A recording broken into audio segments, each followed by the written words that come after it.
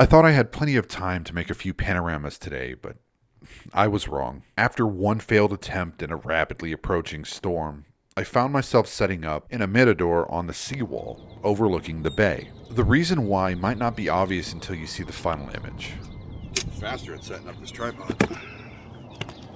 Let's separate the magazine, grab the camera. I forgot the gears.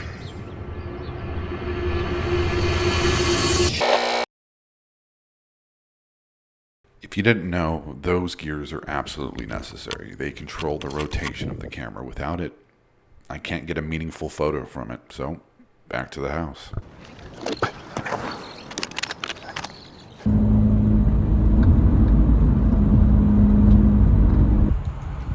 Oh man, this is starting to really suck. Okay, got the gears. Try this again before the rain comes. After all that running around, I came back downtown and found a World War Memorial Park. I set the camera up, I metered, I did everything right. How do you think it turned out? For whatever reason, the image is both underexposed and the film is fogged. I don't know how this happened. I didn't mess up on the chemistry. The only thing I can think of is I left some paper on both of the ends to help mitigate some scratches. I've never done that before, and I'm wondering if the paper is releasing something into the chemistry or reacting in a way that's increasing the potency of the developer. I'm not really sure.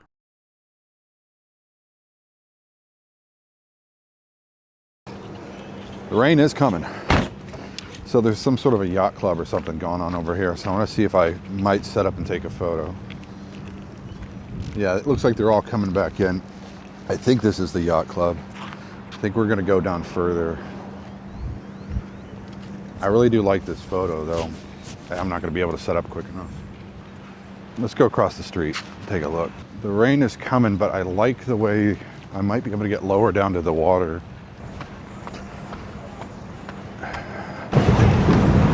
Thunder. You've got to be kidding me. I'm running out of time. Okay, I can see the lightning. I'm not going anywhere. We're gonna set up and take a photo here and hope for the best. Last week I stood underneath one of Corpus Christi's Miradors and photographed it with a fisheye lens. The result exaggerated the curves and made the structure feel even more rounded. But afterwards I started wondering what would happen if I came back with a very different camera. I'll leave a link here in the corner. After you're done watching this video, consider watching that one. One of the interesting things about a Cirkut camera is that it doesn't capture the whole scene at once. Instead, it slowly scans the world as the camera rotates. Because of that, I started wondering what would happen if I photographed the inside of one of these Miradors. In real life, this structure is curved, but a Cirkut panorama can unwrap a circular space into a flat photograph.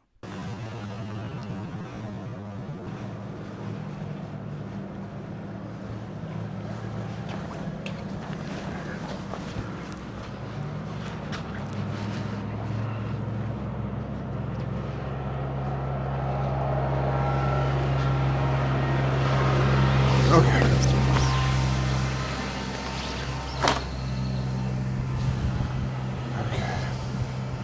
All right, we're set up. Surprised it hasn't thundered since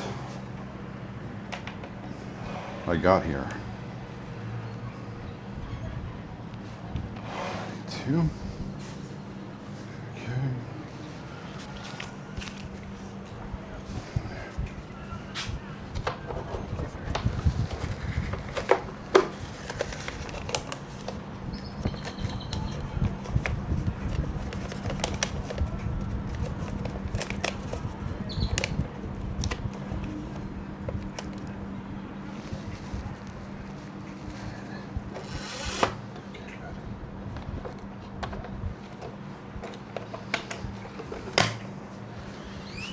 Okay, like before, load all the way on.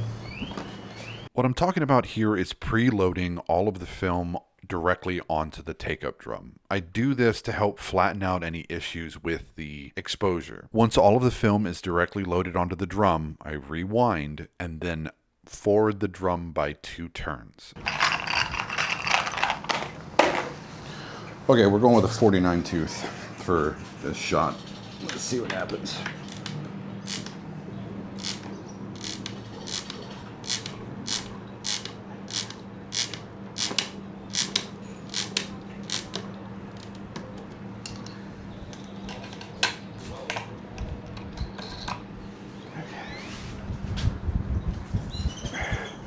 All right, here we go.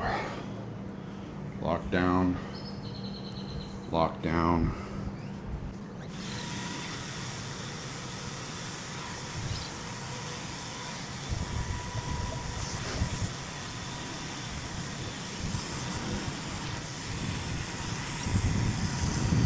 All right, that's it.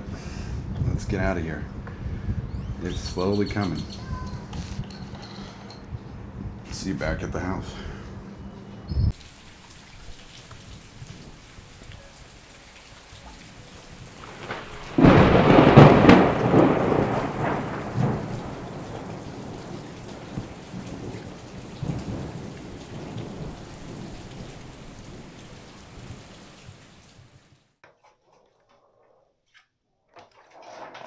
I'm kind of impressed that this actually turned out. I figured it would have been way worse than this.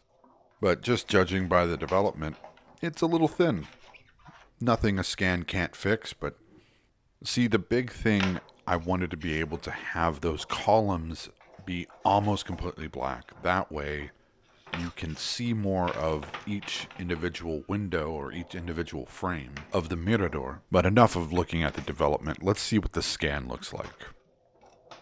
I'm actually really impressed with this because I knew it was going to be slightly underexposed, and I did develop it in Rodinol at a pretty high concentration, so the image is a bit grainy, but I think it adds to the aesthetic of it. I really like the way this looks. If there's any critique I have, it's that I wish I had brought a wider lens so I could get more of the arches in each as that it rotated through the whole image. Now, I did make a checklist this time around, trying to make up for my problems from the previous video where I messed up with my Cirkut camera, and it seems like I've created new ones to add to my checklist. If you have any advice, anything that you would like to add to a checklist, or even explain your checklist, leave it below in the comments, because I'm kind of interested in what somebody who's probably done this more professionally has used in the past. If you hadn't noticed, I'm trying to commit to a single video every week. So for the foreseeable future, I'll be doing different videos related to photography. Some might even have digital, though I'm going to try to limit